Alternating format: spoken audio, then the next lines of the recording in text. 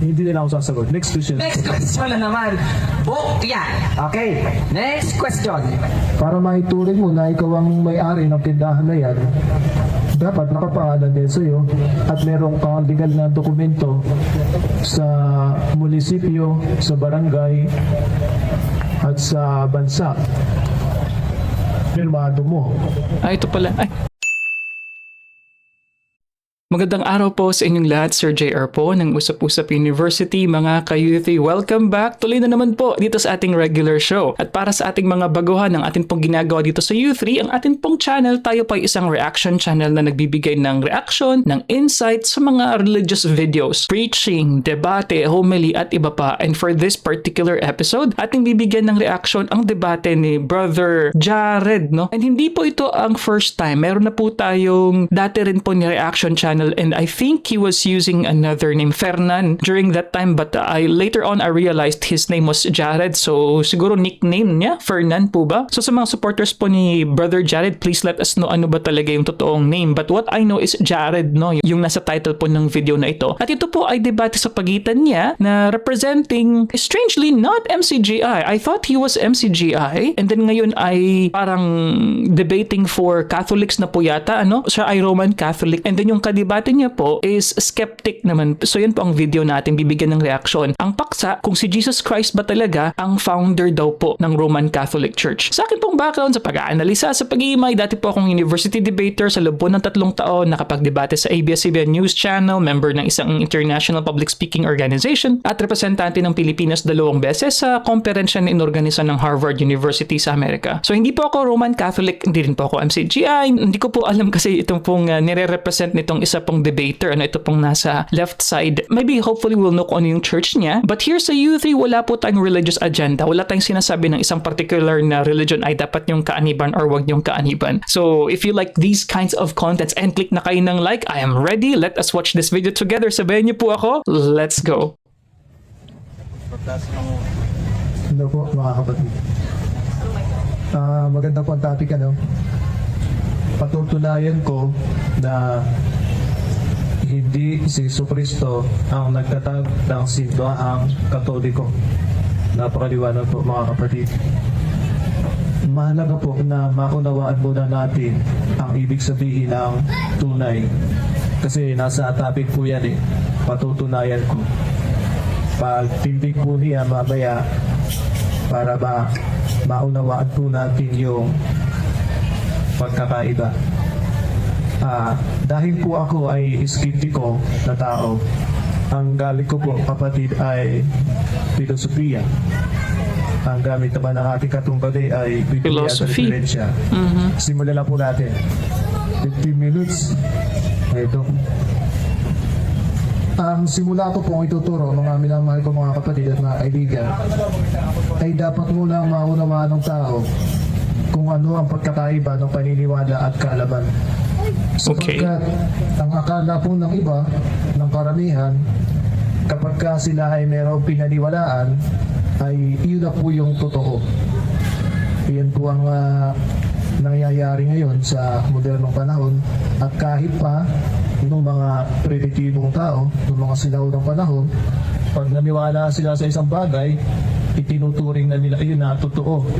Subalit ganun po ba dapat? Hindi po mga kapatid. Ang paniniwala po ay unang hambang. First level po yan para makarating siya doon sa kaalaman. Ang paniniwala po mga kapatid ay hindi pa tiyak. Hindi pa siguradong totoo. Ang paniniwala po ay nakabase sa personal na kagustuhan ng tao. Personal na pananaw, opinion, view, perspective. Ganyan po mga kapatid. Ito po ay bibigyan natin ng simpleng analogy para makasubaybay po tayo. Para tayo ay tawag dito, makasabay. Alam natin, halimbawa kung Muslim ka, no? Alam mo na mayroong Biblia. Alam mo na mayroong Biblia kung Muslim ka.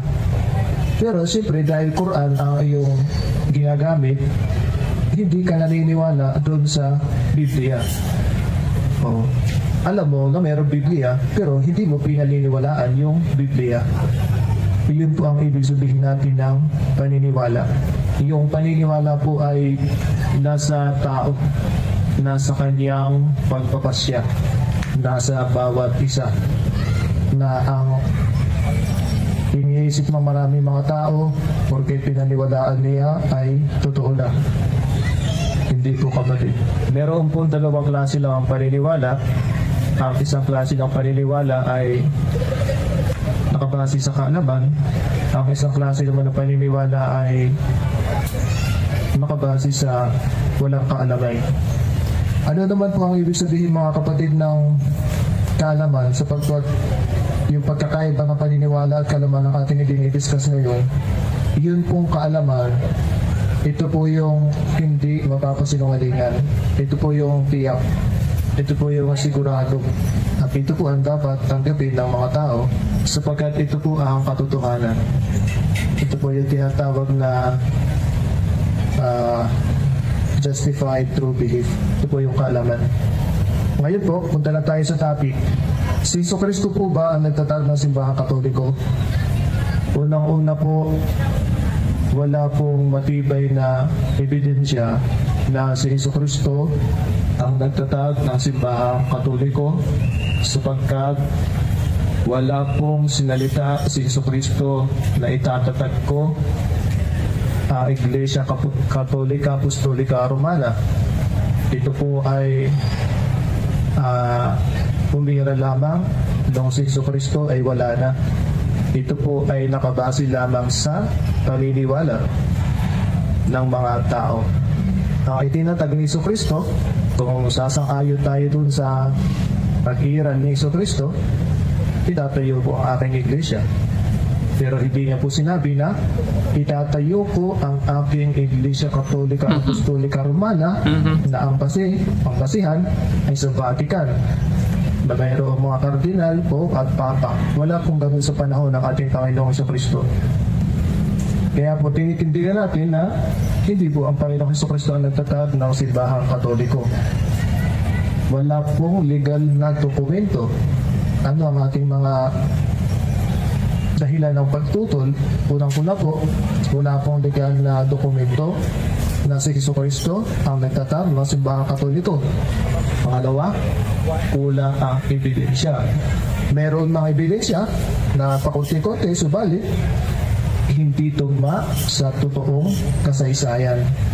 Dahil nga po, nakabase lamang ito sa paniniwala. Tinatanggap lamang ito ng mga taong totoo dahil iyon ang gusto nilang paniwalaan. Hindi naman natin maalis sa kanila yun sapagkat ang paniniwala ay karapatan ng bawat taong paniwalaan yung gusto nilang paniwalaan. Pero kung legalidad ang ating pangahawakan, wala pong dokumento na si Jesucristo ang nagtatag ng simbahang katoliko. Na-discuss po natin yung pagkakaiba ng paniniwala at kaalaman. No? Yung pagkakaiba naman po ng subjective sa ng objective truth. Sapagkat pumapasok lamang po sa subjective truth ang katuruan na si Jesucristo ang nagtatag ng simbahang katoliko. Sapagkat ito po ay nakabase lamang sa faith-based faith na basihan.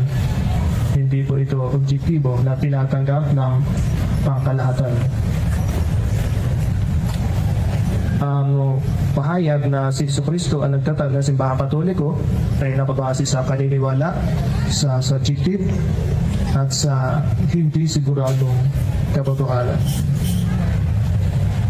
Ang mga dahilan pa kung bakit hindi si Jesucristo ang nagtatag ng simbahang katoliko ay dahil may mga turo ang simbahang katoliko na hindi naman iniutos ng ating Panginoong Jesucristo.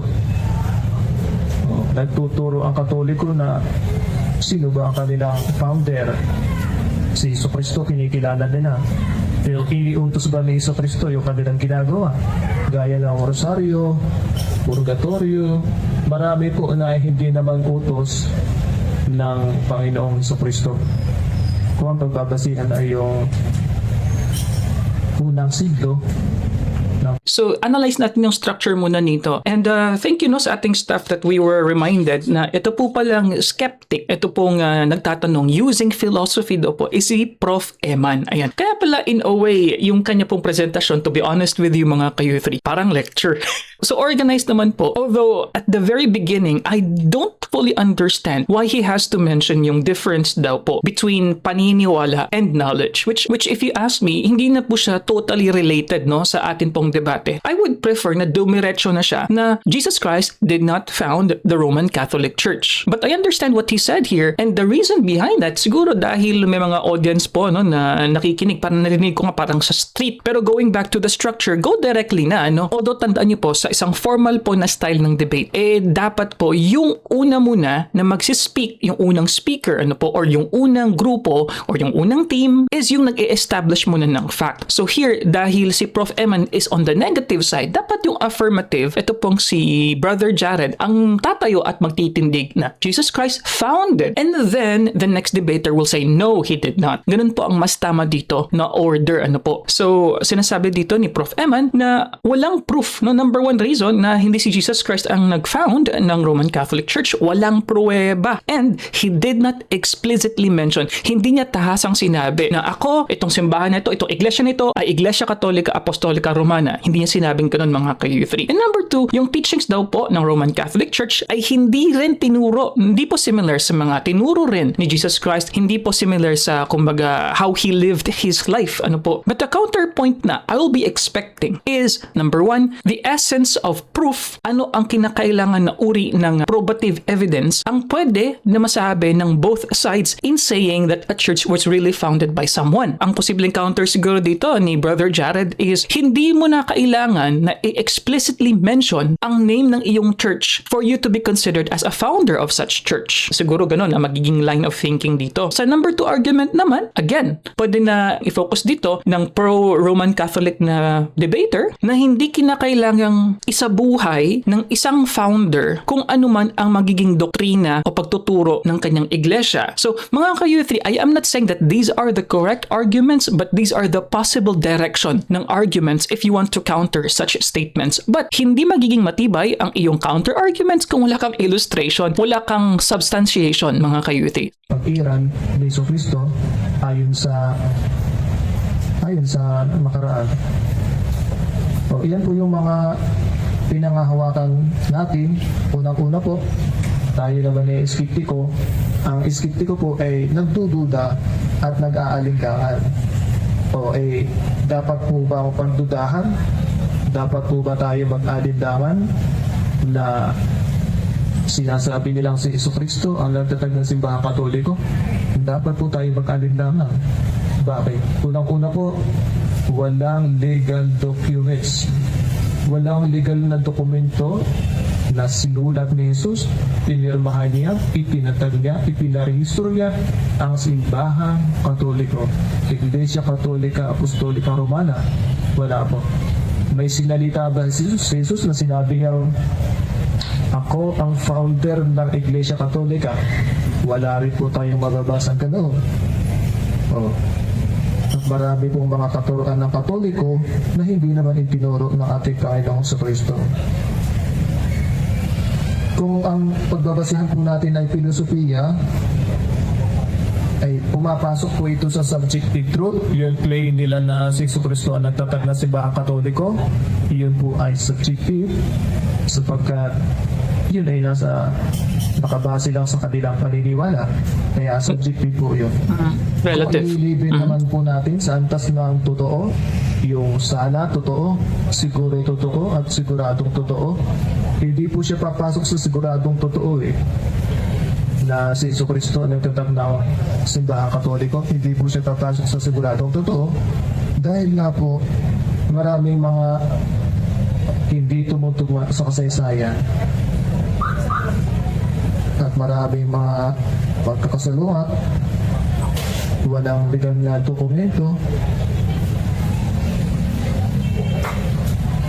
at may mga turo Katoliko na hindi really hindi iniutos ng ating Panginoong Kristo. Yan po ang ating mga dahilan ng ating pagtutol. Kaya sa tanong na dapat ba ang pagdudahan, dapat ba akong manatiling skeptical? Opo, sapagkat wala namang dahilan para mawala yung aking pagiging skeptical dahil wala pong legal na dokumento na si Kristo ang nagtatag ng simbahang Katoliko. May mga turo ang Katoliko na hindi itituro ng Panginoong Kristo. Yung kasaysayan ng Katoliko ay hindi tumutugma. Mayroong mga uri ng ideya at konsepto ang Panginoong Kristo noon na salungat sa modernong Katoliko ngayon. Dahil lalabang ng unang siglo, ang Panginoong Kristo at yung kanyang mga kasama ay hindi sentralisado ang kanilang mga nagtuturo. Ngayon, ang basihan ay nasa Vatican ng Katoliko. Hanapin Vatican na ituturo ang Panginoong Kristo doon sa kanyang kapanahunan. Last 2 minutes po. 2 minutes na lang. Parang taunti lang naman yung aking mga masasabi. Ganun lang naman kasimple. Balik tayo doon sa topic. Patutulayan ko na hindi si Kristo ang nagtatag na simbahang Katoliko.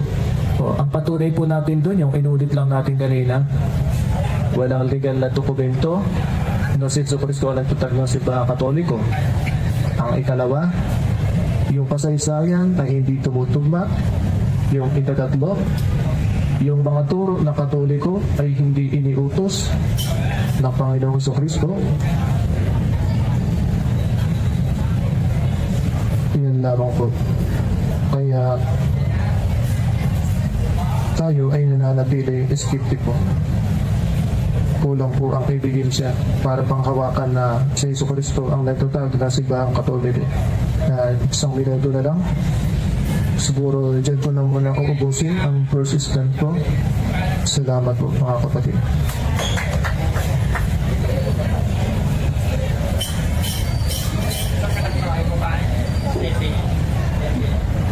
Okay, dako naman po tayo sa first cross-examination po ng ASCC po, ng 10 minutes po. In 5 stars. No po. Ready ka na ba, Brother Emmanuel? Opo. Okay. Sinabi mo kanina, premise lang ito, moderator, give me a time to explain because you are under cross-examination. Kanina, saan-ayon ka ba sa sinabi mo? Kasi sabi mo, yung batayan ng simbahang Katoliko na ang founder ay ang ating Panginoong Kristo is only a subjective. Saan-ayon ka ba doon? Opo. Okay. Para sa iyo, brother, kapag meron bang evidences na nagpapatunay, halimbawa, hindi galing sa pananampalatayang Katoliko, na ang Katoliko ay ang itinayo ng ating Panginoong Kristo, kung ano yun? Subjective o objective? Pwedeng subjective. Objection, moderator. Okay po. Naipit na agad eh. Ang tanong ko sa iyo, categorical. Pag sinabing categorical, matuto ka sa rules, you should answer that categorically. Unang tanong ko pa lang, pambihira ka naman, no? Ang tanong ko, categorical. Hindi ko sinabing parehas. Pag ang isang paniniwala ba, halimbawa, ito, premise ito ang tema natin, according to your stand, patutunayan mo na hindi si Kristo nagtatag ng simbahang Katoliko. That's only a subjective, non-objective. Ngayon, pag ang isang opinion ba o yung isang stand ba, halimbawa paniniwala namin, ang paniniwala namin si Kristo nagtatag ng simbahang Katoliko at may ibang magpapatunay na nasa labas ng simbahang Katoliko, subjective ba siya o konsiderado ba siyang objective? Yes or no? Categorical. Wala ako sa London. Objection, moderator. Okay, ako po ang protection. Nasa rules po natin na most answer kapag ang tinatanong po ay categorical. Mamimili lang po kayo sa dalawa kung yes po ba or no. Moderator. Objection, moderator. Sige. Ang tanong ko sa kanya, categorical. Pag ba ang isang opinion o isang paniniwala ay tinatunayan ng iba na labas sa kanyang pananampalataya, konsiderado bang objective yun? Yes or no? Categorical. Sumagot. Okay, sagutin po natin So, wala pong naipit dito. So, kinakailangan din po syempre ng experience na sa mga ganitong uri ng pagtatanong. First of all, when you are asking the cross-exam mga ka-U3, hindi po dapat malawig yung iyong pagpapaliwanag sa quote-unquote premise. So, dahil categorical question lang po yan, it's actually framed in a very simple way. Also, yung idea po na dapat talaga perfectly yes or no ang categorical, mali po yun. Hindi po tama yun. May mga pagkakataon na ang sagot is qualifying yes or qualifying no. So, sa totoo lang, medyo questionable yung idea na yung rules dapat sa categorical na answering and questioning is dapat yes or no. It is true, however, mainly you have to answer yes or no. Pero kapag qualify ang sagot mo, pwede mong sabihin ng either or. Pero as the person who is responding to the cross-exam, you have to explain, and the moderator will give you time to explain in 1 or 2 sentences. So again, maiksi lamang po yung cross-exam ha, hindi po pagpapalawig yan. Huwag ka maipit. Proceed po. Pwede bang mag-objection ko na? Sasagot naman ako pero kung pagsagot ko, pwede ba ipaliwanag ko yung sagot ko? Pero Yes po. Of course. Pagsagot niyo po sa categorical, may papapaliwanag po kayo ng 1 minuto po. Okay, alright. Huwag mo muna kayo ikakat ha. Pag kaya sagot ko, pagpaliwanagin mo muna ako. Pause ko po muna yung time. No? Ulit na lang po ang tanong po. Okay, ang tanong ko sa kanya, paulit-ulit na tayo eh. Ginagawa niya para makapag-isip ng isasagot eh. Sabihin mo It's lang naman okay, kung di be mo kaya patient. sagutin, You're a next debater. question ka. It's okay, Ang be tanong ko patient. sa'yo, You're a debater. Pag ang isang pananampalataya, pinatunayan ng hindi nananampalataya o iba sa kanila sa mga kasamahan o merong mga solid references na iba sa kanilang pananampalataya na pinatunayan na ang simbahang katoliko ay itinatag ni Kristo, konsiderado bang objective? Yes or no? Mamili ka, yes or no? Because my question is categorical. Yes or no? Konsideradong objective. Objection, moderator. Ba't siya nagtatanong? Ako dapat ang magtatanong. Because you are under cross-examination. Dapat diretsong sagot. Pinaklaro ko lang. Wala ka sinabing clarification. Moderator, you have to rule. Sige po, clarify daw po niya, ano daw po yung tanong ulit? Basta po yan.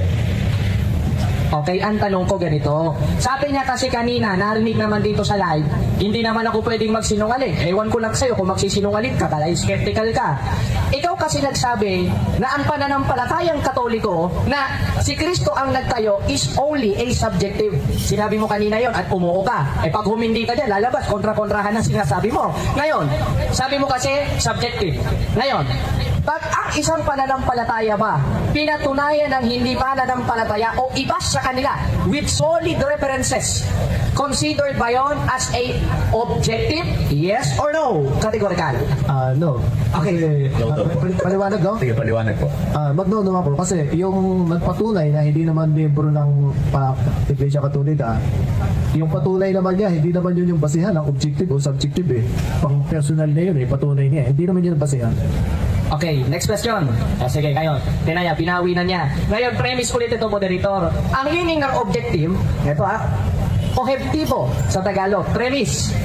O nakabatay sa katotohanan, ebidensya, at mga nakasukat sa datos, hindi personal na opinion. That is the objective. Ngayon, pag makapagpakita ba ako ng referensya na labas sa pananampalatayang katoliko, na ang katoliko ay itinatag ng ating Panginoon Kristo, tatanggapin mo ba na mali ang pahayag mo at unawa mo sa word na objective? Yes or no? Yes or no daw po. Sagot. Ano yung sasagot ko? Tatanggapin ko ba? Objection, moderator. Ano ba naman yan? Bali, nagkamon po siya ng showdown. I-clear mo.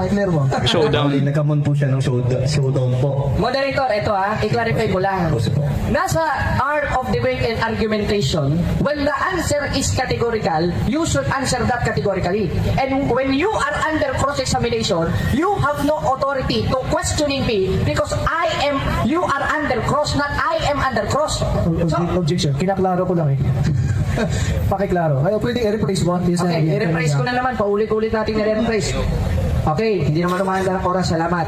Ngayon, kapag may maipakita ba akong batayan, brother, hindi showdown ito Anong ito? Kapag may maipakita ba akong batayan na ang simbahang katoliko ay itinayo ni Kristo, hindi ayon sa paliwanag ng mga Bible scholar ng katoliko, tatanggapin mo ba na kabobohan lang ang unawa mo sa word na objective? Okay, so as a formal debater, sometimes these kinds of tendencies of debaters, quote unquote, mga religious debaters, I find this rough dahil hindi po ganun ang tama po na pagdedebate, at least sa formal debate. Ito po kasing sa mga religious debaters, for some reason, I think we have to understand ano ba yung main point ng pakikipagdebate. Ito ba ay convincing yourself, convincing the other person, trying to convert the other person, or for the audience? Ito ba ay papapakita na dapat dominante ako, dapat I can overtalk him, I can overpower him, quote unquote, or this is about a structured way of discussing something and trying to give enough proof sa isang particular na argument that the debater posits. So ito pong idea na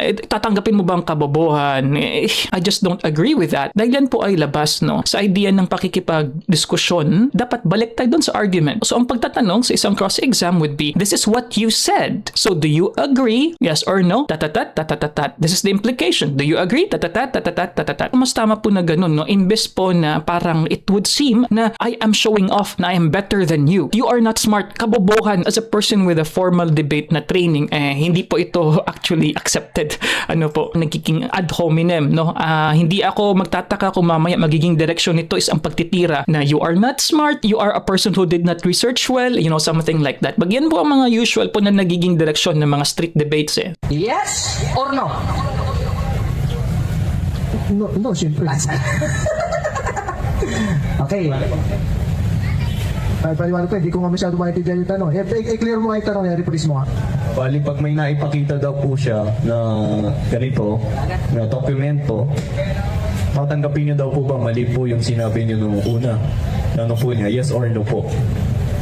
Hindi, kasi may mga conflicts kasi yan May mga dapat pang klaruhin Okay. Kasi ito tayo. Okay, next question. Saang diksyonaryo mo nabasa na kapag nakapagpakita ng batayan hindi galing sa kanila o opinion ng iba with evidences ay hindi objective? Ano? Magpakita ka. Give me meron ka bang maipapakita na aklat o diksyonaryo? Yeah, academic paper. Ng objective is scholarly journal. kahit hindi ka magpakita ng references, eto, ikla-clarify ko, moderator, meron ka bang maipapakita? Magpakita kang page ng dictionary o kahit ano man lang na bibigyan kita ng aklat dito. Eto brother. O bibigyan kitang aklat. Ayan. Partidahan na kita. Okay? Ngayon, Theatric si Jared. sa aklat, sinasabi na ang word na objective ay hindi tumutukoy sa pagpapakita ng referensya gaya ng aking napatunayan ngayon. Meron ka bang maipapakita? Meron o wala patunay na sinungaling ka? Pass. Meron o wala? Patunay na sinungaling ka. Pass. Salamat, pass. Okay, next question. Iwanan na kita diyan, balik tayo sa tema. Total, ayaw kitang mapahiya sa harap ng mga tao, brother. Ngayon, eto ang tanong. Okay. Ito clarification muna ito. Ayon mismo dito sa mga agnostic historians, agnostic ito at skeptical, sabi ni Barty Ehrman, maliwanag na ang tinayo ni Kristo, institusyon, ay Catholic Church na nagdebate. Okay, pause muna tayo. Mga ka-UFE, this is not correct, Kapag ikaw po ay nagko-cross, hindi ka po magbibring ng new argument. Hindi po. Mali po ito. Itong ginagawa ni Jared. Sa isang cross-examination, you will just be asking words, arguments, clarify those things that were mentioned by the previous speaker. Ganun po ang cross-exam, mga ka-UFE. Hindi po ito tama na nagbibigay ka ng bagong argumento o fresh na take. Ito po sa sinabi po ng ganitong author. No, that's not correct, mga ka-UFE. Paglipas ng panahon. Ngayon, ano ang aking nabasa na objective na ayon mismo sa mga kamag-anak ninyong skeptical? Si Kristo ang nagtayo ayon sa aking nabasa o ikaw ang nagtayo?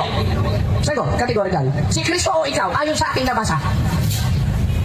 Wala ako subjective din Objection, moderator. Hindi ko naman tinatanong kung subjective mo Sige, wala ako subjective. Objective nga. If you're the moderator, that's very easy question. That is false analogy. Logical fallacy yun. Si Kristo o ikaw? Wrong, hindi po. Bakit mo naman isasali ang fellow debater mo sa isang question? So, moderator should have known better. This is wrong. Itong reference yung binasa ko. Because you are under cross-examination, huwag kang maipit. Ang tanong ko sa'yo, ulitin ko Ipit ba agad? dito ha? Inuubos ang oras, wala pa nagsasagot sa tanong eh. Oh. Ayon mismo dito sa isang skeptical professor na si Mark D. Ehrman, agnostic, hindi lang sa agnostic, hindi lang sa atheist, kundi considered rin siya na skeptical, ang institusyon na Catholic Church ay nagdevelop sa paglipas ng panahon na si Kristo mismo na umiral ang nagtayo. Tanong, ayon sa objective na nabasa ko, na ayon mismo sa paliwanag ninyo mga skeptical, na si Kristo ang nagtayo ng simbahang Katoliko. Ano ang aking nabasa? Si Kristo ang nagtayo? Patunay! Natalo ka sa debate na ito? Oh, ikaw ang nagtayo, Brother Emmanuel. Ayon sa aking nabasa. Sino ang nagtayo? Si Kristo o ikaw? Ano yung gusto mo sagot ko doon? Kategorika, Dominica. Bili ako, si Kristo daw po ba ang nagtayo o Naipit ikaw niya, daw po? bihira naman, no? Emmanuel. Si Kristo o ako?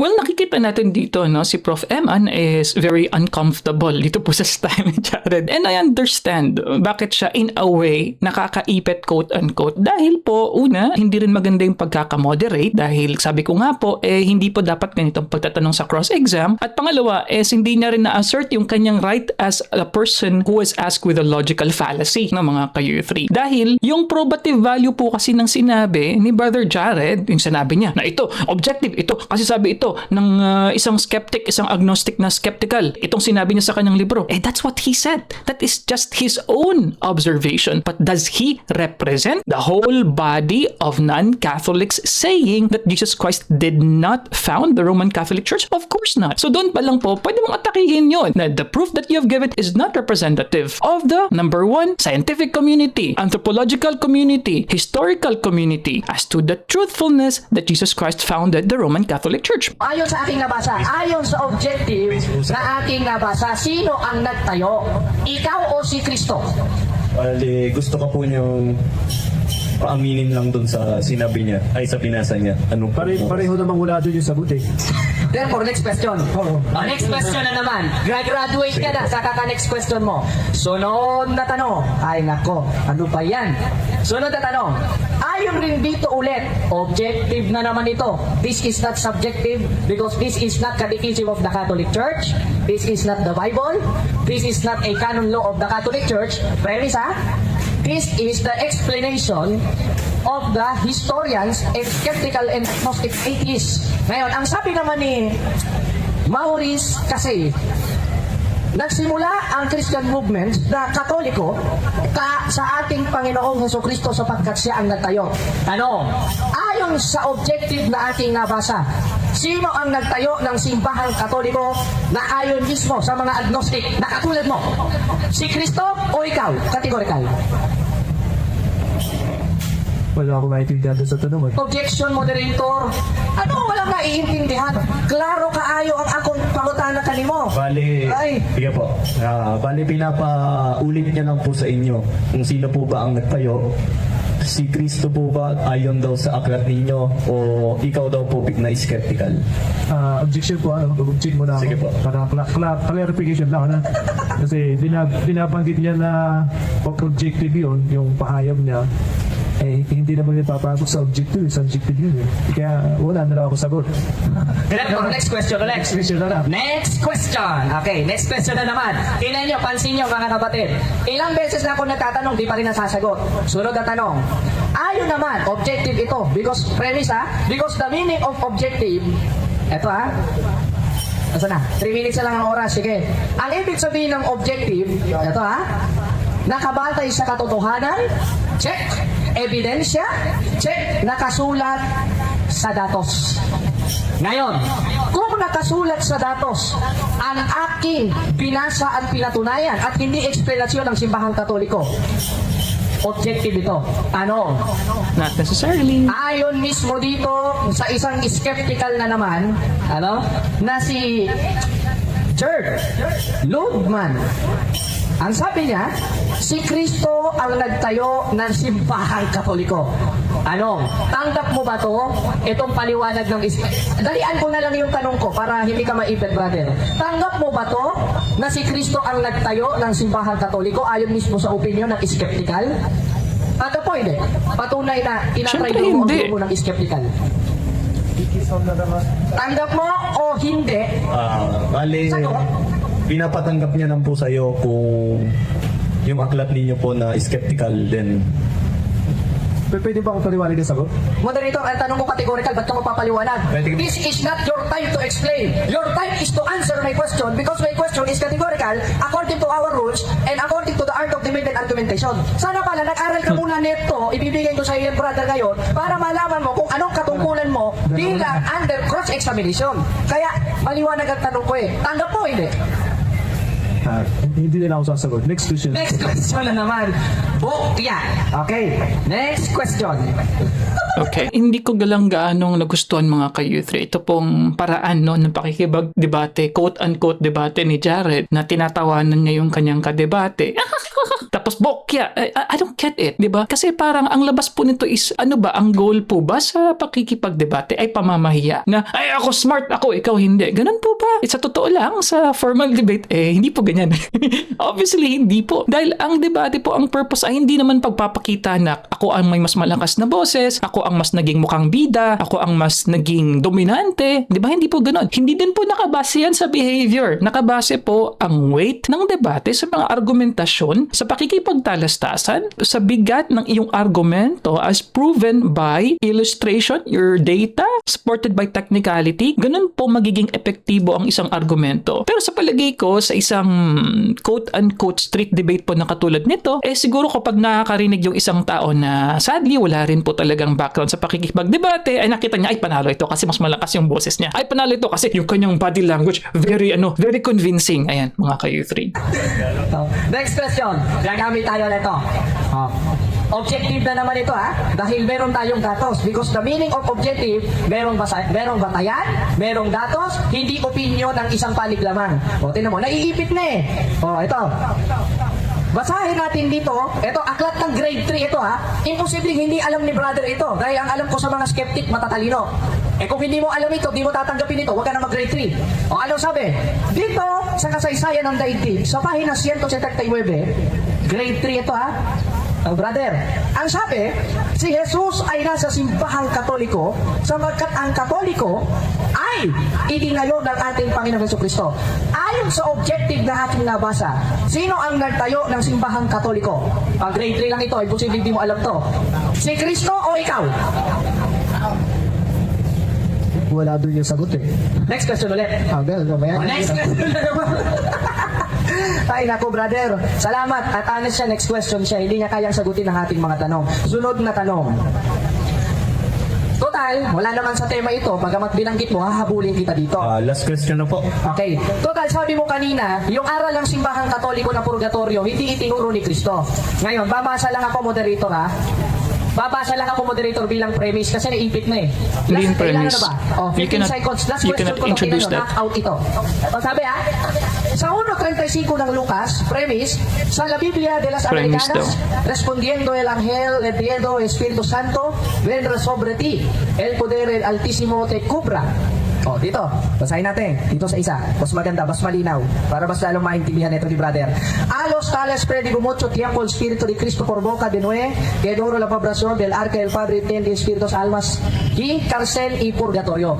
Ngayon, ayon sa pagkakaalam mo, itong itinuro ni Apostol Pedro na purgatorio, sino ang nagturo sa kanya ayon sa Biblia, sa 28-20 ng Mateo? Si Kristo o ikaw? Categorical. Kristo, ikaw na naman yung question. Wala ka naman Wala sagot. sa family yan Wala sa sagot. Wala naman. Salamat. Congratulations, brother, sa iyong pagkabokya sa debate na ito. Moderator, time na ba? Time na po. Salamat. Okay, dako naman po tayo sa second stand. Ito po.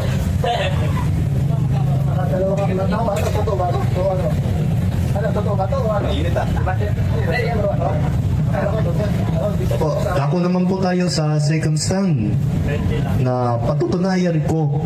Ito naman po sa isa Si naman po ito Jared na. RCC.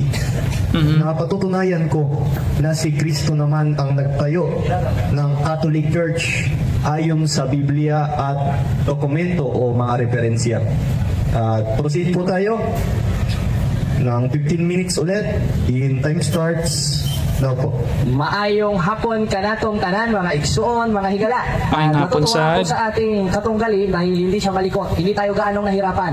Dahil yung ibang mga nakakalaban ko parang palos. Lumulusot pa kahit mali na eh. Salamat sa iyo, brother, dahil honest ka na. Hindi mo talaga nasagot ang laylaing pangutan ko, mga tanong ko. Ngayon, ano bang meaning ng subjective and objective? Kanina binanggit niya po yun, at ang sabi niya, ang explanation natin bilang patotoo na ang nagtayo ng nagtayo ng simbahang Katoliko si Kristo is subjective. Alamin muna natin, ano ba ang meaning ng subjective? Ito po ang ating mababasa. Ayan. Subjective means based on personal feelings, opinion, taste, or experience rather than objective facts. Sa Tagalog, ang subjective ay nakabatay sa personal na opinion. Eh, ikaw lang naman nakakaroon ng personal na opinion dito. Katunayan, wala kang dalang libro para patunayan yung sinasabi mo eh. Kaya nga, hindi ka nakasagot sa tanong eh. Therefore, yung stand mo, that will be considered as subjective. Now, what is the meaning of word objective? Andito po, ating mababasa. Objektibo. Check. Nakalagay, nakabatay sa katotohanan, ebidensya, ang nakasulat na datos, hindi sa personal na opinion lang. Hindi po personal na opinion ito. Because when this is my personal opinion, hindi na ako nagdala ng katakot-takot na libro. Kung subjective lang rin naman ang pag-uusapan. Yayamang ang aking explanation is objective, nagdala ko ng katakot-takot na libro. Ngayon, ano ba ang patunay na ang nagtayo ng simbahang Katoliko ay ang ating Panginoon Kristo ayon sa Biblia? Basahin natin sa 16:18 ng Mateo, ikay Pedro sa ibabaw niining bato, pakatukuron ko ang akong simbahan. Sa Tagalog, o ikay Pedro, sa ibabaw ng batong ito, itatayo ko ang aking iglesia. Iglesia. At ang pintuan ng Hades ay hindi magsisipanay laban sa kanya. Sino kausap? Si Pedro. Ngayon, kailangan nating malaman kung nag-exist pa talaga si Pedro historically, archaeologically speaking. Ngayon ko lang gagamitin ito sapagkat ang nilusutan niya naman kasi yung subjective, punta tayo sa objective references. Ngayon, totoo bang nag-exist si Pedro na siyang inutusan ni Kristo during sa pagkatayo niya ng kanyang simbahan? O, tingnan po natin. Ang nangyari kasi pagkatapos utusan si Pedro, nung matayo ang simbahan, at yung simbahan na yun sa 9:31 ng gawa, tinawag na Iglesia Katolika Apostolika Romana, at ang pananampalataya nun ayon mismo sa Biblia Protestante, Protestante Biblia ito dito sa 1611 King James Version, hawak ko mismo ang genuine na aklat. O, baka sabihin mo subjective ito, objective ito dahil hindi ko naman aklat ito. Aklat Protestante ito na may nihilop start ng mga pastor noong 1611. Ano bang sabi? He warned them not to believe all teachers who boast on the Spirit, but to try them by the rules of the Catholic faith. Unsay atong nabasa sumala sa Biblia sa Protestante? Ang pananampalataya ni Apostol Pedro na siyang nag-exist, historically speaking, during pagtatayo ni Kristo ng simbahan at yun ang simbahang Katoliko, ang kanilang palang pananampalataya is Catholic faith. Pananampalatayang Katoliko pala ang pananampalataya ni Apostol Pedro. Anong nangyari kay Pedro? 5:13 ng unang Pedro, napunta siya sa Babylonia. At yung word na Babylonia, sa panahon ngayon, is Rome. Saan po natin mababasa ito? Baka sabihin, subjective na naman. Dito po sa Bible Compact Dictionary, ito po ang ating mababasa. Anong sabi sa Bible Compact Dictionary? Nasulat na naman ang isang protestante? O, subjective ito dahil hindi galing ito sa pananampalatayang Katoliko. Ano po ang ating mababasa? O, basahin natin. O, tinan mo to, pakinggan mo to, Brother Emmanuel, O, ano po ang ating mababasa? O, andito po sa The Bible Compact Dictionary. Ang sabi? Ayan, hanapin lang natin. Yan. Only in New Testament do we hear of Peter's being in Rome. Amen? Amen. Ibig sabihin, si Apostolo Pedro, na siyang saksi sa pagkatayo ng simbahan na itinayo ni Kristo, nakarating pala sa Roma. Eh ano namang patunay natin labas sa Biblia na si Pedro ay nag-exist? Una, ayon sa apostolikong tradisyon, sa 2:15 ng ikalawang Tesalonika, si Pedro ay minartir sa Roma. Namatay si Pedro sa Roma at nilibing sa Roma. Meron bang patunay? O ito, baka sabihin mo na namang subjective ito. Archaeological opinion po ito at basis. Anong sabi? Dito po sa eto, basahin natin sa Wikipedia ito hindi basta-basta ito. Meron pong mga source ito. Ang sabi, 60 to 70-year-old men, Margherita Guarducci, argued that these were remains of Saint Peter and they had been moved in a niche. Nilipan pala ng Nicho yung buto ni San Pedro na ayon mismo sa mga archaeologists. Patunay na si Pedro ay nag-exist, archaeologically and historically speaking, na siyang inutusan ni Kristo makapunta sa Roma na nag-umpisa sa Jerusalem at yun ang simbahang Katoliko. Matibay na batayan na ang nagtayo nito ay ang ating Panginoong Hesukristo. O tutulan mo ngayon yan ang itanong mo sa akin. Baka na naman bumopya ka. O saan natin mababasa? Ang sabi nga sa 8.8 ng Home, read the book of history and see. Anong mababasa natin sa kasaysayan? O basa tayo ng kasaysayan. Dito sa The New Book of Knowledge Encyclopedia, Volume 16, page 287. The history of the Roman Catholic Church is began in Upper Rome and Jerusalem almost 2,000 years ago. Anong sasabihin mo na lumitaw lang ang simbahang Katoliko pagkamatay ni Kristo? Yung word na 2,000 years ago, historically speaking, Magka-covered na. yun in a first century. Amen? At yung first century, historically speaking, konsiderado yun as 33 AD. Ibig sabihin, itinayo ni Kristo kanyang iglesia, 33 AD. Saan? Sa Jerusalem. Sa pamamagitan ni Pedro. Si Pedro nakarating sa Roma, namatay sa Roma. Meron tayong mga artifacts patunay na yun ay totoo, na nag-exist si Kristo, na nagtayo ng simbahan, at ang simbahan na yun, anong sabi? And the church described to be the society that Jesus Christ found.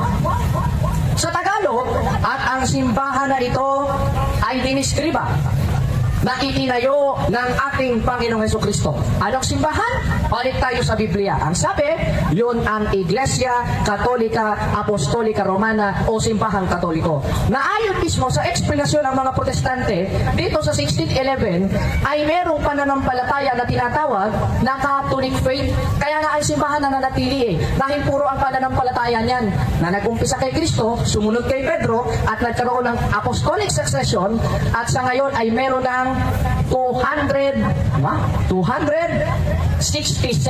popes. Ang daming popes nito.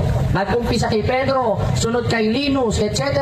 Sa panahon natin, si Saint Benedict, si Pope Francis, at sa kasalukuyan ay si Pope Leo XIV. Hindi naman napuputol kasi ang ugnayan yan na nag-umpisa kay Pedro, ngayon ay kay Papa Leo, no? Unbroken daw, unbroken. Na yung church na itinayo ni Kristo ng first century na Roman Catholic Church ay daanin po talaga sa ating Panginoong Kristo. Bakit? Dahil sa 16:18 ng Mateo, ito'y hindi pananaigan ng Hades. Ito'y hindi pananaigan ng impyerno. Sapagkat sabi sa 3:11 ng Efeso, ito ay nasa panukalang walang hanggan. Kaya ang tungkulin mo ngayon, when I am under cross-examination, ayon mismo sa the art of argumentation and debate, is to question me o questioning me with my own references. Kaya nga tinanong kita, ayon mismo sa sinabi mo dun sa subjective and objective. Ikaw naman pala, hindi mo alam yung ibig sabihin nun. Ngayon, considered ba itong latag natin as objective? Yes. Check. Bakit? Dahil hindi po nating explanation ito, kundi explanation ng ibang tao, not my own opinion, but the opinion of other people believing in that our Lord Jesus Christ. Amen? Amen. O, katunayan, pinatunayan rin ito ng Iglesia ni Cristo ni Manalo. Ano bang sabi ng Iglesia ni Cristo ni Manalo? Objective na naman ito. Sa pasubot, July-August 1988, ang sabi, even the circular history shows a direct time link between the Catholic Church and the Apostles, leading to a conclusion that the true Church of Christ is the Catholic Church. Ang tinuod nga Iglesia ni Cristo ay nahimo, Iglesia Katolika Apostolika Romana, na nag-exist noong 1st century, na ayon mismo sa Young Student Learning Encyclopedia, sa page 2684, for the 4,000 years after the death of Jesus Christ, all Christian were members of one religion, Christianity. There were no separation sects or branches of Christianity as there is today. The word Catholic means universal, and for those 1,000 years, all Christians were members of the Catholic Church. Kasaysayan na mismo ang nagpamatuod. Mo kini. Nga ang pagkamatuod sa simbahang Katoliko, way laing rason, kitukod sa atong Ginoong Hesukristo. O ang pagkakatayo at pagkatatag ng simbahang Katoliko, wala nang ibang rason, 100% hindi diligikan sa akong hunahuna, diligikan sa akong isip, kundi gikan sa kasaysayan, o gikan sa Biblia, o gikan sa Biblia na gisalin sa mga protestante. Kaya Brother Emmanuel, kailangan mo pong gibain ito. Itong mga latag ko. Napakadami po nating libro dito. Ngayon, punta naman tayo dun sa rosary. Tama, wala akong tutol na yung word na rosary ay nasa Biblia. Sapagkat yung word na rosary ay lumabas lang noong 1214. But the context o yung pananalangin sa rosaryo, nasa Biblia po yun. In essence, contextually. Pag In noong essence. first century pala, itinuro na ni Kristo ang rosaryo, contextually, bagamat wala pang nag-exist na rosary. Pero yung context, yes, nananatili. Dahil sa 26, 42, 43 ng Mateo, si Kristo mismo Contextually. nananalangin ng paulit-ulit. Sa 1, 42, 43, hangtod sa 49 ng Lucas, si Maria, tinawag na pinagpala sa babaeng lahat. At yung buhay ni Kristo na siyang pinagnilay-nilayan, yung mga misteryo sa Rosaryo, nasa Biblia po yan. Ang Ama, Anak at Espiritu Santo, 28, 19, 20 ng Mateo, nasa Biblia po yan.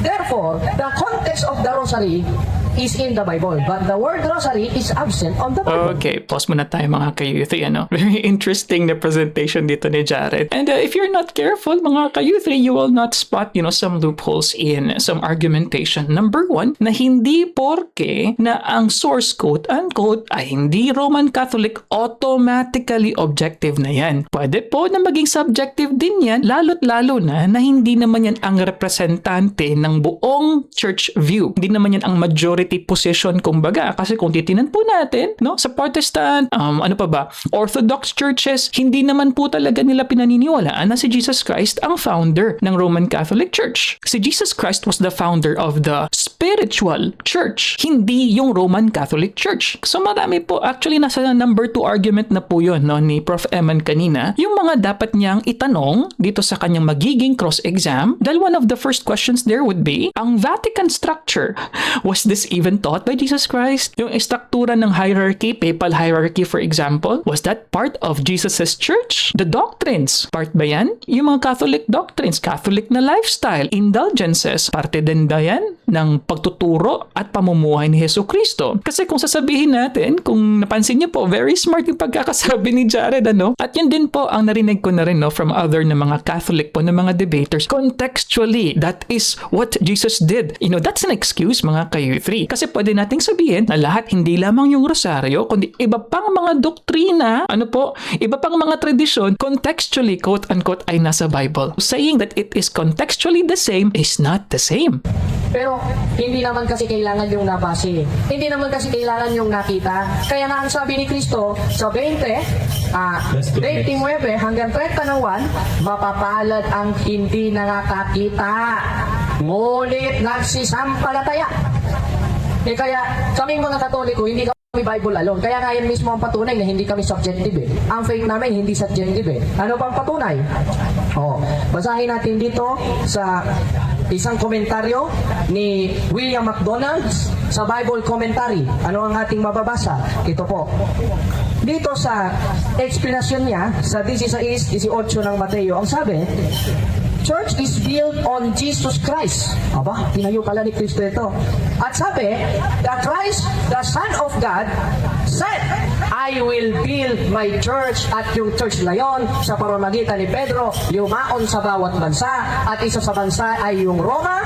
Kaya sabi sa 1:7 ng Roma, ang mga taga-Roma tinawag na mga banal, nakapunta sa Espanya, at yung nakarating sa Espanya, nakarating sa Pilipinas, na ayon mismo sa sulat ni Sonia M. Saide na isang born-again Christian sa pahina 123, the greatest legacy of Spain to the Filipino people is Christianity, specifically the Roman Catholic Church. Strangely, this religion was Asian origin, being founded by Jesus Christ in Palestine. Kaya maliwanag na ang nagtayo ng simbahang Katoliko, walang iba, kundi ang ating Panginoong Jesucristo. Sana magiba niya itong presentasyon ko na hindi ko mismo paliwanag, kundi paliwanag ng ibang tao. Kaya moderator, i-wave ko ang aking time. Salamat sa Diyos. Okay, behave na po.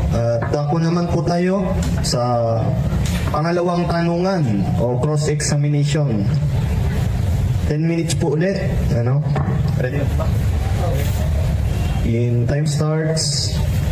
Opo. 10 minutes? Mahaba yung kanilang cross-exam, Usually po, 2-3 minutes lang po yan, sa formal debate, or 5 minutes. Ayan, depende sa structure. Pero, that's too long. 10 minutes. No. maganda yung presentation mo, kapatid, ano? Salamat. Yun ay ating nire-respeto at ginagalang natin sapagkat yun ay karapatan ng bawat isa na ipahayag ang kanyang naniniwala at saloobin. Okay, go directly. Go directly to your questions. Yeah. Una, habang ako sa pagtatanong, I can relax ako eh.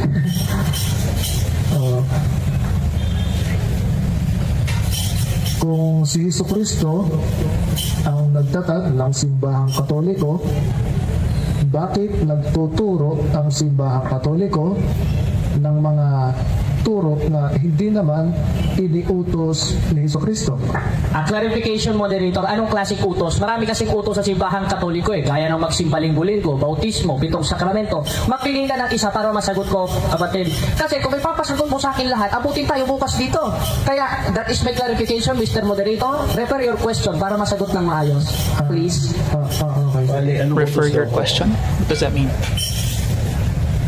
Gusto niya gawin specific na utos. Yeah, dapat questionable ba yes or no? Dapat. Yung mga itinuturo ng simbahang Katoliko na hindi naman iniutos ni Jesucristo gaya ng binyag, yung rosaryo, Okay na ba? yung purgatorio, yung mga itinuturo ng simbahang Katoliko ngayon. Catholic Na doctrines, hindi naman yan. iniutos ni Jesucristo. Okay, sasagot na ako. Una, nagkakamali ka dyan, kapatid. Sapagkat yung binyag, nasa Biblia yan. Nandito yan sa alternative version natin. Dito sa Maybe the One Bible. Nasa 28:19 ng Mateo. Sabi ni Kristo, yumaon kayo sa bawat bansa at sila'y inyong binyagan.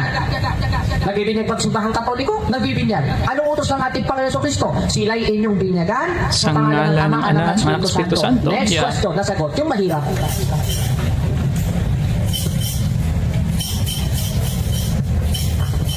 Sino ang nagsabi na si Jesucristo ang nagtatag ng simbahang Katoliko? Si Sonia M. Saidi at iba pang mga historians na matalino pa sa'yo. Pati mga skeptical, hindi kumapanig sa'yo eh. Kaya hindi ako ang kaaway mo sa debate, maski yung mga kapartner mo, kaaway mo eh. Okay. Kaya ayaw rin mismo dito, sa opinion ng isang Yes skeptical, or no lang considered pang as sagot, objective di ba? term, si Maurice Casey, si Jared Loudman, napakadami nito, si Bart D. Ehrman, at dami pa, ito si Yeah, move on to the next. McCullums. At ayon rin mismo dito sa kasaysayan ng aking binasa, na sa Word Almanac na binasa ng maraming historians, Roman Catholic founded by Jesus Christ. Nabasa ang tanong. Next question please, yung mahirap. Okay. Saan mababasa na sinabi ni Jesucristo na itatatag ko o itatayo ko ang Iglesia Katolika Apostolika Romana? Meron. Ayon sa 16:18 ng Mateo contextually. Dahil hindi naman yan Contextually, Tanong sa akin, yeah. o ikay Pedro, sa ibabaw ng batong ito, itatayo ko ang aking iglesia. At yung iglesia na yun, kailangan natin malaman contextually, hindi lang sa isang talata. Kaya nga ang tema natin na ikaw mismo pirma, ayon sa Biblia, hindi ayon sa isang talata ng Biblia, ay tumutukoy sa Web 31 ng gawa na tinatawag na Iglesia Katolika Apostolika Romana o Simbahang Katoliko na referado sa itinayo ni Kristo. Kaya napatunayan ko, talong-talong ka sa debate na ito, na ang nagtayo ng Simbahang Katoliko ang ating Panginoong Hesukristo. Next question. Yung mahirap naman, brother. Okay, before we continue, no? So, I think obvious naman po ang isa sa mga nanonotice ko dito at malamang ay napansin nyo rin. Huwag po tayo magsariling puri sa ating debate. Kapag tayo po ay nagdedebate, huwag po nating sabihin, bokya. Huwag po nating sabihin, yung madali, talo ka na. Dahil hindi po yan ang trabaho ng debater. Ang trabaho po ng debater ay i-convince yung judge, kung mayroong judge, ano po, or i-convince ang audience na itong aking stand ay tama, itong argumentasyon ko ay tama. So, wrong po yan na approach sa pakikipagdebate. Hindi po sariling puri at sariling pag-cheer ang strength ng iyong argumentation. But as noticed, ito pong si Prof. Eman, nakikita ko na hindi siya well-versed na sa pakikipagdebate just because hindi niya na-frame no ng tama ang kanyang mga tanong. Kasi una mong tanong, as to being direct, sabihin mo lang, nasa Biblia ba? Yes or no? Na si Jesus Christ mismo ang naging founder. Number 2, meron bang consensus among Bible scholars, historians, anthropologists that indeed Jesus Christ really founded the Catholic Church. And many others actually, mga ka-youth, maaaring uri ng pagtatanong ang pwede mong gamitin dito. Ito. Nasaan ang dokumento at pirmado, yung pirma mismo ni Jesucristo na siya ang nagtatag ng Iglesia Katolika. Yung may pirma niya. Meron po implicitly. Meron po implicitly na pirma niya. Dahil marami po kasing kahulugan yung context na pirma. Una, sinang-ayunan. Panadawa, na authorized. Ang simbahang Katoliko, meron yung pirma ni Kristo contextually and implicitly sapagkat ang simbahan, ang foundation and pillar of truth. At bago yun, kanina binasa ko na kung Contextually. naintindihan mo, hindi mo na itatanong yan Sa 16:19 ng Mateo, yung pirma ni Kristo o autorisasyon niyang nilagay sa simbahan, anumang ipahintulot sa lupa, ipapahintulot sa langit. Anumang kalagan mo sa lupa ay kakalagan sa langit na nangangahulugan na pirmado ni Kristo ang pagtatayo niya ng simbahan na ayon mismo sa dokumento. Gamit na akong CCC Total, dyan ka na pumunta. Sa Catechism of the Catholic Church 811, this is the true soul. That the Church of Christ, built by our Lord Jesus Christ, is the Roman Catholic Church, pirmado kay Kristo. Next question. Sino ang sinabihan ni Jesucristo? Sino ang sinabihan ni Jesucristo na ako ang nagtatag at founder ng Simbahang Katoliko? Ang mga alagad. Wala ka namang mahirap na tanong dyan. Bakit? Dahil sa 16:18 ng Mateo, si Kristo mismo nagsabi, ikaw Pedro. O isa na si Pedro, pinatunayan ko, archaeologically speaking, na si Pedro nag-exist patunay na hindi kuro-kuro lang ito. Subjective term ito. Na ikay Pedro, sa ibabaw ni ining bato, pakatukuron ko ang akor simbahan. At ang simbahan na yon maliwanag sa 9:31 ng Gawa sa La Sagrada Biblia, tinawag na Iglesia Katolika Apostolika Romana. Kaya pirmado kay Kristo, sinabi ni Kristo, check. At nasa Biblia, check. May dokumento, check. Next question. Ano-ano ang mga itinuturo ng Katoliko na hindi itinuro ni Jesucristo? Objection, moderator? Fallacious argument. Fallacious question. Dahil ayon mismo sa, basahin natin dito sa argumentation and debate, sana inaral mo, fallacious, loaded fallacy question yan Bakit? Dahil wala namang turo ang simbahang Katoliko na hindi itinuro ni Kristo. Kaya nga kami, apostoliko, sapagkat ang katuruan namin ay turong apostoliko na ayon sa 14:37 ng unang Korinto, galing kay Kristo.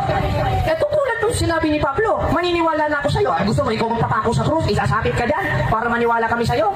Maliwanag na maliwanag ang sinasabi sa Biblia, maliwanag na maliwanag ang sinasabi sa referensya na hindi mo natutulan, na ang nagtayo at nagtatag ng simbahang Katoliko ay ang ating Panginoong Jesucristo.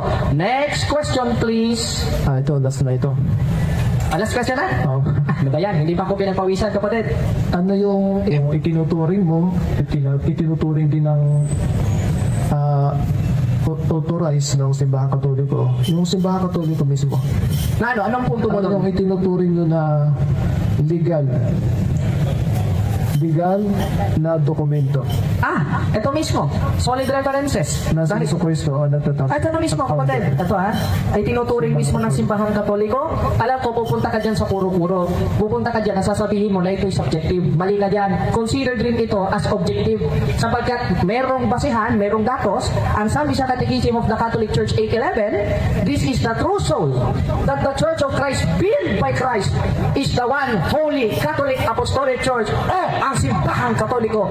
Walang iba kundi ang kanyang simbahang itinayo. Itinuturing ba ng Katoliko ito? Official doctrine ng Catholic ito, pero hindi ito marerekomenda na subjective. Sapagkat ito'y nakadatos, ito'y opinion ng mga church father, kaya considered ito, ayon mismo sa term na objective. Wala ka namang ibang tanong, brother? Salamat sa Diyos. Conclusion na. Ilang minuto? 10 minutes? Sige. Ako na? Okay, dako po tayo sa huli pong conclusion, no? 10 minutes po. Ayaw mo? In time starts action po. Sino? Okay, tingnan natin yung rules nila ha. So, sa formal debate po, dapat yung last speaker, kung ito man yung kanilang conclusion or yung final statement mga ka-U3, dapat po yung second na team, no, yung negative side for example, sila po ang mauuna dito po sa closing statement mga ka-U3. So hindi po ito tama na yung naunang speaker ulit yung magbibigay ng concluding statement. Hindi po ganon. Kasi ang logic po niyan, para po mabigyan ng pagpapatas doon po sa order ng speakers, di ba? So first speaker, second speaker. So this time, second speaker, first speaker. Ganun po dapat yung structure dito. Ang haba na yung 10 minuto na. Yung mga sasabihin ito, sobrang unti na eh. Magpailang muna ako. So yun, mga kapatid, salamat ulit. Conclusion na tayo. Jolly muna ako, haba ng oras eh. So, ang conclusion ko po, mga kapatid, ulitin ko na ako. Eh kasi, ang basihan ng mundo, ng universal truth, yung katotohanan, para maituring mo na ikaw ang may-ari ng tindahan na yan, dapat nakapangalan din sa'yo at merong kang legal na dokumento sa munisipyo, sa barangay, at sa bansa. Pirmado mo. Ito pala. Ay. Okay, so akala ko po mga ka-U3 may audience, no? So sa loob pala siya ng bahay. Interesting na venue. Kaya pala wala din akong well, in a way that's good dahil wala pong kumbaga nag-cheer, walang nang-disrupt ng mga debaters. Interesting choice of venue mga ka-U3. Sa loob ng bahay tapos may bakod pa. Nung panahon ni Jesucristo, unang siglo yun eh. Kristiyano. Iba naman yung panahon ng Roma, Katoliko. Magkaiba po yung Katoliko at Roma eh. Yung Katoliko at yung Kristiyano, magkaiba po yun eh. Si Jesucristo, yung itinatag mismo niya, ano po yun eh, yung hindi po yung nakabase sa Vatican eh. Ang itinatag ni Jesucristo nakabase sa puso at diwa ng tao. Kindagugad po. Wala na siya. Ang haba ng oras eh. Pero kapatid, yan. Wala na lang. Tuloy ito, no? Dito ako, narito yung mga tao eh. Naghahanap ako ng tao. Kapatid, magandang hapon po sa inyo. Kaya po tutol tayo na si Jesucristo ang nagtatag ng simbahan katoliko. Ito po yung conclusion natin mga kapatid. Sapagkat unang-una po sa legalization, sa dokumento, wala po eh. Ang Legality, meron lang claim. Siyempre, katoliko ka eh. Sasabihin mo na may dokumento kayo, may claim kayo eh. Yung dokumento, hindi mo naman naiintindihan kung ano ang ibig sabihin eh. Alam mo ba ibig sabihin ng dokumento? Bigyan tayo ng halimbawa ng dokumento. Yung birth certificate, may pirma yun eh. Nung magulang, nung ina at nung ama. May pirma. Dokumento yun. Yung lupa, dokumento yun. Si Jesucristo, wala naman siyang dinokumento na Iglesia Katolika na nakabase sa Vatican eh. Nakabase ba sa Vatican eh? Tinuro si Jesucristo? Yung mga nagtatag na lang ng Romano Katoliko, ang turo nun eh. Kinlin nila eh. Ginagamit mo yung Mateo 16-18 na Mateo. Gamit rin ang Iglesia ni Cristo ni Manalo yan eh. Kung sino-sino ang magkiklaim yan, pabor sa kanya yun. Nawala yung oras sa kapatid. Kung sino ang magkuha nun, Mateo 16-18, ikapit niya sa organisasyon niya, samahan niya, sa kanya yun. Hindi naman dapat ganun eh. Yung matibay na dokumento sinasabi natin, halimbawa, meron kang anak, may pirma ka, may birth certificate, walang ibang aakin. O halimbawa, si Idol Jared, anak ko siya, anak ito no? Mayroong nanay ka, ako yung tatay. Ituturo ka pa ba nila na anak ka nila? Yan ang tinuturo natin dokumento. Hindi ka na maaakin ng iba. Ito Mateo 16-18. Naging tatay tsaka nanay na. Inaakin ng iglesia ni Cristo, ni kapatid na Felix Manalo. 8 years of Christ na yan. At ang tagal na niya sa ibang bansang umihiran eh. Ang gamit Mateo 16-18 eh. Kanya-kanya nga lang kuha sa Biblia. Unang-una po yun kaya nananatili po akong skeptical mga kapatid sapagkat wala namang matibay na ebidensya eh. Bagsak sa dokumento. Yung sinasabi yung dokumento, hindi naman dokumento yan eh. Ang dokumento, pirmado ni Jesucristo, ako ang founder ng Iglesia Katolika Apostolika Romana. Wala naman eh. Nakarehistro sa Jerusalem. May nakarehistro ba? Wala naman eh. Claim ni yan. Claim yan ng mga Romano Katoliko. Pangalawa, walang matibay na ebidensya. Meron pa ilan-ilan pa konti-konti, hindi naman tumutugma doon sa kasaysayan. Kaya dapat pagdudahan. Talagang kaduda-duda. Ano yung mga hindi tumutugma? Yung aral ni Kristo, hindi tugma sa turo ng Katoliko eh. Turo ni Kristo, mayaman. Ano dapat mong gawin para ikaw maging ganap? Hindi lang, may mga ari-ariya mo, panahagisin mo sa mga mahirap. Bigay mo. Ginawa mo ba yun? Yung damit mo, turo ni Kristo. Yung balaban mo, ibigay mo. Turo ni Kristo yan eh. Ginawa niyo ba yun? Si Kristo, ginawa niya yun eh. Yung damit niya, pinagagawan, di ba? Doon sa history, doon sa kasaysayan ng Kristyanismo, ni Kristo. Sino Katoliko gumawa, no? Alamin po natin mga kapatid, iba po yung Kristyanismo sa Katolisismo. Ikinonvert lang ng Katolisismo yung Kristyanismo na pinamumunuan ni Jesucristo. Hindi sila mayaman yung Kristyanismo ni Jesucristo noon, noong unang siglo. Hindi sila nakabase sa Vatican. Yan po ang malinaw na pagkakaiba. Ang basihan ni Kristo, ang sentral niya, yung kinikilala niyang Diyos. Kayo naman, si Kristo naman ang kinilala niyong Diyos. Magkaiba eh. Ang basihan ni Kristo, doon sa kaharian ng Diyos sa langit. Ang basihan ng Roma Katolika, sa Vatican. Sa naman sa kasaysayan, hindi tumutugma. Kaya, ang conclusion ko bilang skeptiko, nananatili po ako. Yung mga pinagbabasa mo naman, at yung mga uri ng tanong mo, bagamat idolo kita, hindi naman nakawala yun. Pinaasahan mo na yun. Napapanood mo kita sa YouTube eh. Yung paraan ng pagtatanong mo, ay Don Jared, ito talagang nagugustuhan ko yun. Inaasahan ko na yun. At yung tanong mo na yun, mas mabuti pang hindi ako sumagot. Kasi doon sa pagpipilian, wala eh. Isipin mo yung tanong mo, ikaw ba ang nagtatag ng Katoliko o si Jesucristo? Doon naman ako pipili doon. Unang-una, wala namang sapat na basihan na si Jesucristo nagtatag. Bakit na nasasabihin kong ako? Yung tanong mo, pang ano eh? Yung tanong mo eh. It's fallacious yan. Ay sasagot doon eh. Halos lahat ng tanong mo, ganun eh. Wala tayong dapat isagot doon mga kapatid. Hindi ako ginaganahan magturo kanina. Wala akong makitang tao. Ano yung mga sasabihin ko? Wala akong mauuto. Gusto ko yung may nauuto ako eh. Gusto ko yung may nanonood sa akin. Kaya Nauuto. ako ngayon sa mga tao. Pasensya ka na kapatid ha. Kaya hindi ko tuloy ma-elaborate ng mabuti yung filosofiya kasi walang naman nakatingin, walang willing magtanong. Sana ngayon may magtanong na sa akin. Pero yung hindi uri ng tanong mo. Yung uri ng tanong mo pang ano eh. Parang hindi tanong eh. Parang kutsilyo eh. Yan lang ang aking mga conclusion mga kapatid. Ako ay skeptiko, nananatili. Duda ako, nananatili yung pagdududa ko. Supply sa dokumento, wala. Yung dokumento, hindi naman dokumento yan eh. Subjective po yan, claim yan. Bakit? Dahil may dokumento rin ni Iglesia ng Cristo at lahat ng sekta. Yun din ang objective sa kanila. Objective rin sa inyo, hindi po ganoon. Ang tinutukoy nating objective at hindi matututulan, yung halimbawa na kapag sinabi mong yung pusa ay mumingiyaw, wala magtatalo dyan. Lahat sumasang-ayon.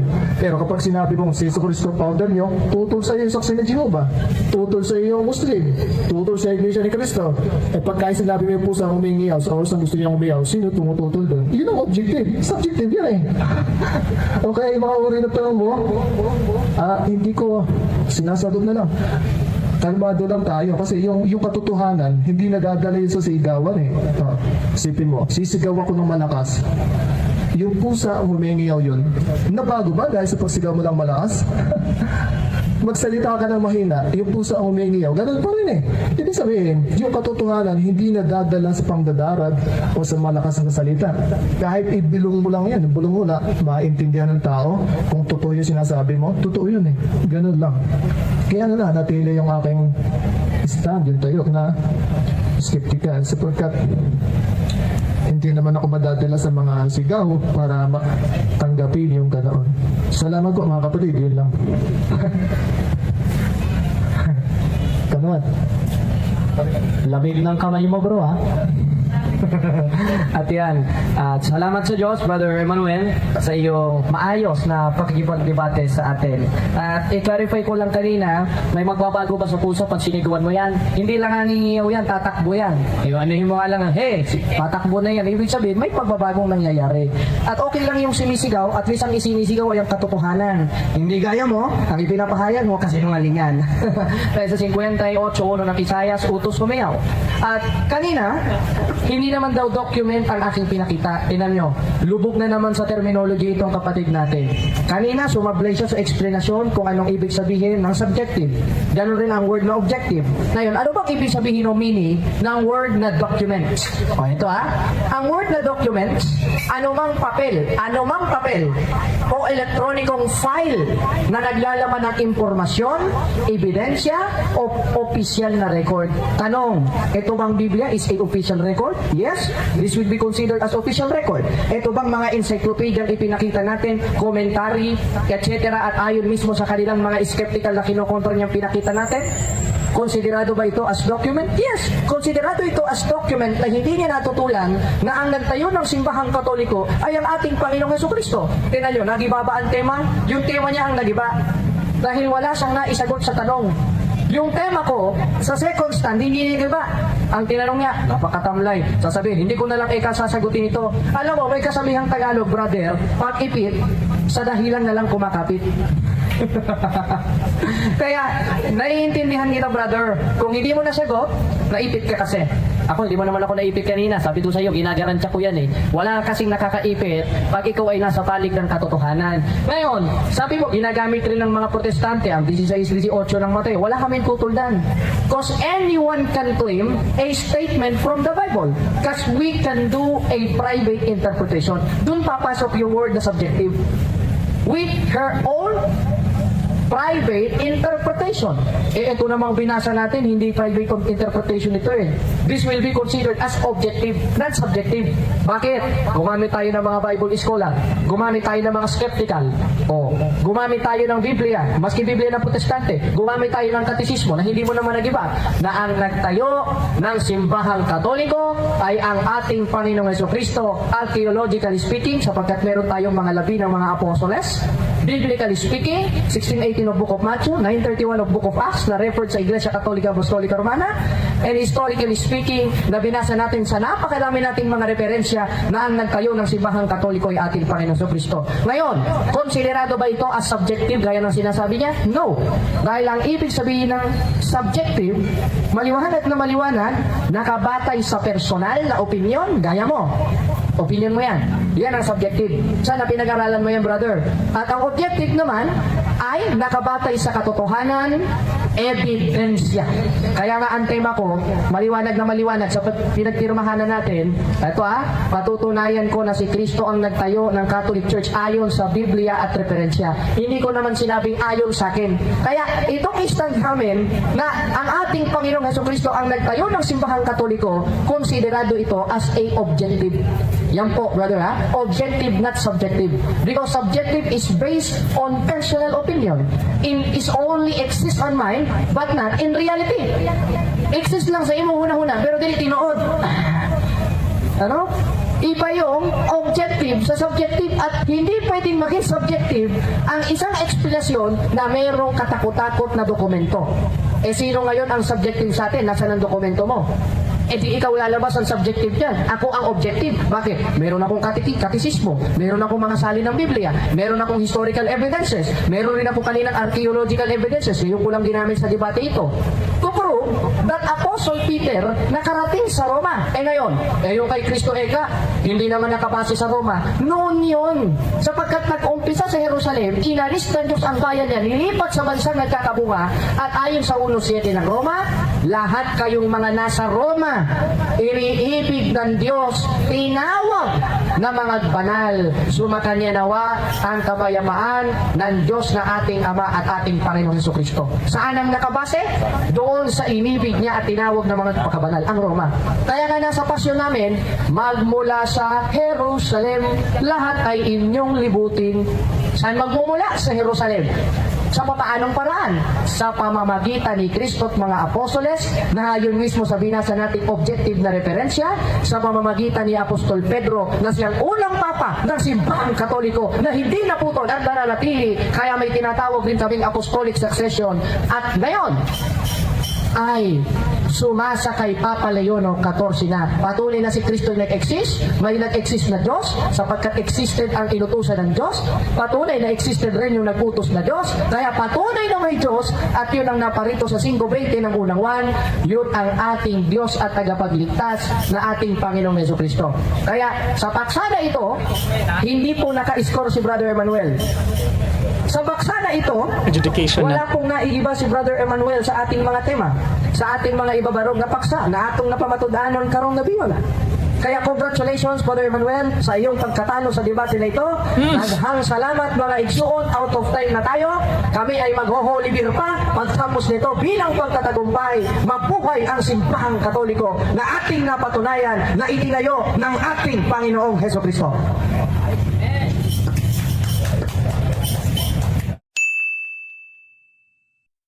Okay mga ka-youthie, so dyan po nagtatapos ang debate sa pagitan po ng skeptic na si Brother Eman and then si Brother Jared naman debating for Roman Catholic Church. Honestly mga ka-youthie, hindi po ako aware na nag-change religion na po pala. Kasi what we know is MCGI, si Brother Jared, and then naging ex-MCGI, and then yung ex pala is because naging Roman Catholic po pala siya. Tama po ba? Or meron pa pong isa pang reliyon before naging Roman Catholic debater po siya. So hindi ko na po masasabi lahat po ng aking mga interjections dito po sa debate. Pero paulit-ulit ko po itong nami-mention sa mga kind of street debates, kind of informal debates na mas mabuti po siguro na we would check on our way ang ating demeanor dahil siguro it makes up for good TV, kumbaga it makes up for good content kapag ikaw po ay overpowering, loud, masyado kang madaming words sa mga sinasabi mo. Pero kasi po sa argumentasyon is we have to look more than that. No, way beyond that, you have to look at the weight of the arguments. Gusto ko lang po i-mention, ito pong nasabi ni Brother Jared kanina na nasabi niya, I think you have also caught that. Yung sinabi niya na official record ang Bible, that's not true mga kayuth. Hindi po official na record ang Biblia. Bakit kamo? Hindi po ito ginagawang basehan on its technicality. Kung napansin niyo po, hindi po yan sinasite sa mga korte as an actual po na document that would support a very technical thing dahil ito po ay open for interpretation. No, it's a religious text. It's not an official record mga kayuth.